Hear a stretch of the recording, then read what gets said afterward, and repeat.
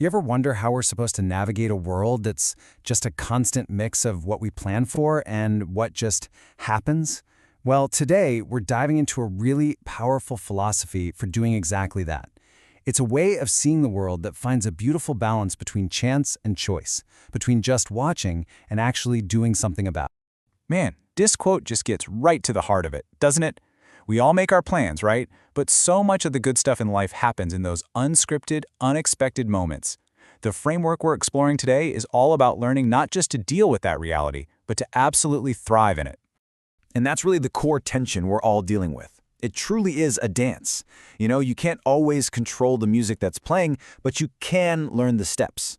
So, to help us master this dance, we're going to explore two amazing concepts, the Serendipitous Cycle and the Way of the Crow. Okay, so let's jump into the first part of this whole idea, the environment we're all living in.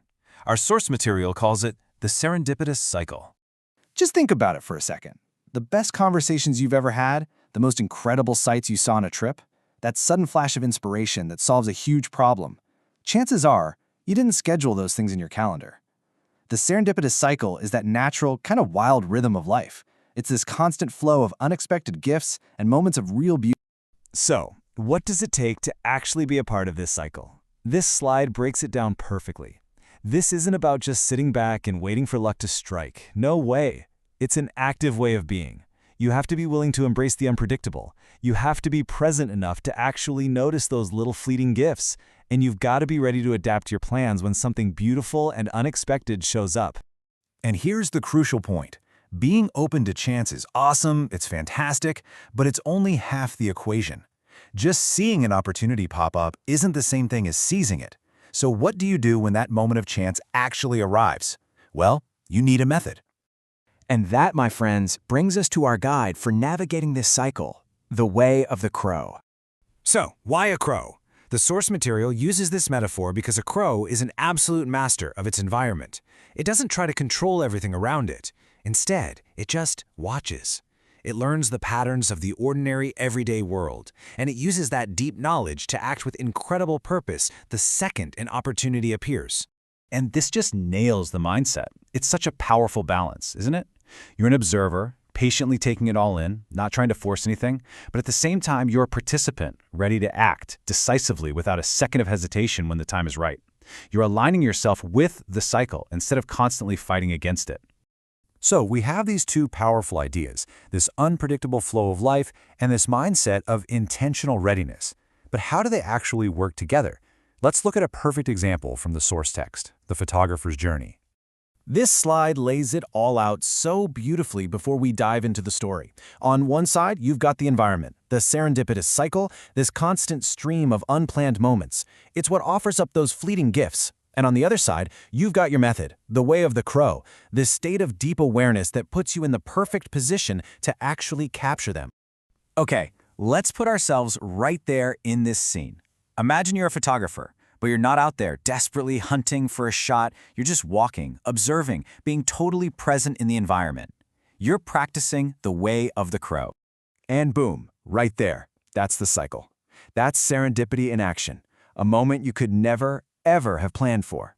A sudden gust of wind, a single feather floating up, a perfect golden shift in the light. It's a fleeting gift, offered for just a split second.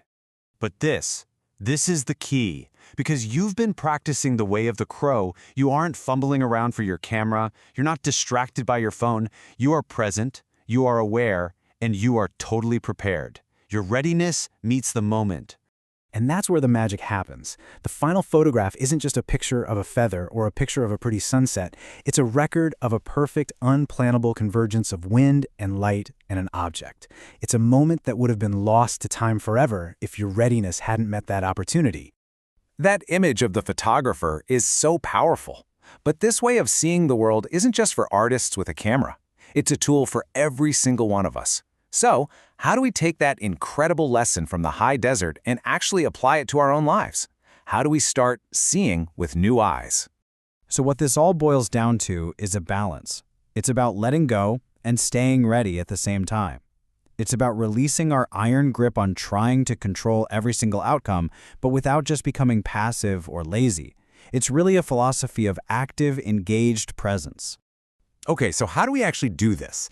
This slide gives us a super practical guide. First, you've got to let go of those rigid expectations. Maybe that means being open to a career path you never considered, instead of just clinging to that 5-year plan. Second, observe the ordinary deeply. Pay attention on your daily commute. What have you been ignoring 100 times? Then, act with purpose. When a friend mentions a book that sparks your interest, don't just say, "Oh, that's cool." Write it down, buy it, read it. It's all about shifting from a mindset of total control to one of meaningful participation. And you know, when you start living this way, your entire perspective just shifts. And it's not just for big adventures. Think about a business meeting. Instead of rigidly sticking to your agenda, you notice a quiet colleague has a flicker of an idea. That's a serendipitous moment. By acting with the way of the crow, pausing, inviting them to speak, you might just uncover a solution nobody else saw coming. The world is no longer a series of problems to solve. It becomes a landscape just filled with unseen possibilities. So, I'll leave you with this final thought from our source material. The magic isn't always in some huge, spectacular event.